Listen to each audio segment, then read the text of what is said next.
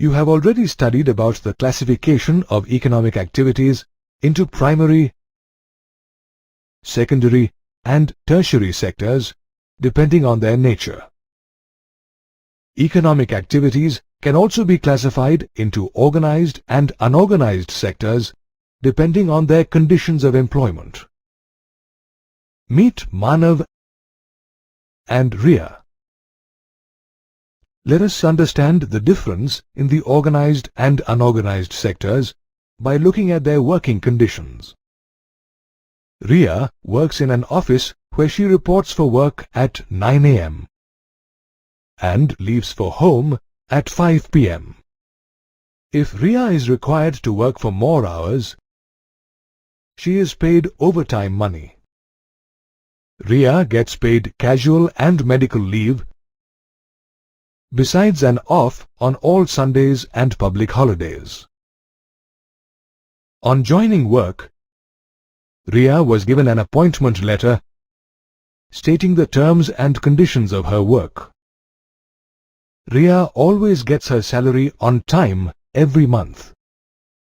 Riya is entitled to all the allowances as per government rules like Provident Fund, medical allowance, travel allowance, etc. Riya works in the organized sector with regular terms of employment as per government rules and guidelines.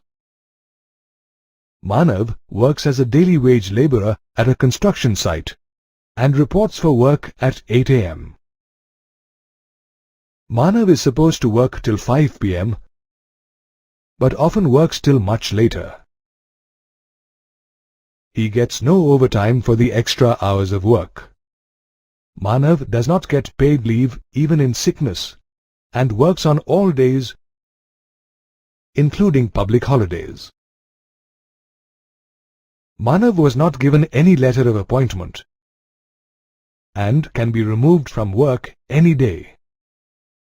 Manav is not entitled to any allowances or benefits other than his salary, which itself is also often not paid on time.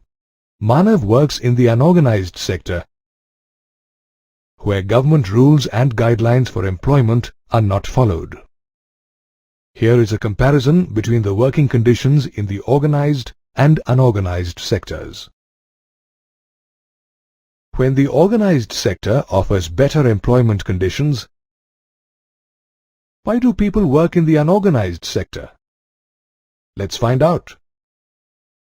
The organized sector offers fewer employment opportunities than the unorganized sector. Some companies from the organized sector operate in the unorganized sector to save taxes and to avoid giving the employees their due benefits. Since the 1990s, a lot of people employed in the organized sector have lost their jobs and or forced to take up employment in the unorganized sector.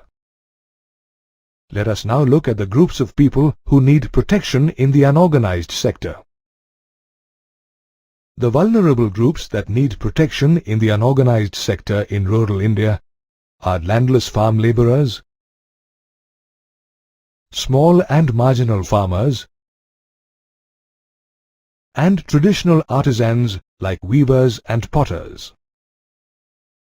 Workers in the rural unorganized sector can be supported by the timely delivery of seeds and other agricultural inputs, affordable loans, and expansion of storage and marketing facilities for crops. The vulnerable groups in urban areas include casual laborers, street vendors, rag pickers, and people employed in small-scale industries.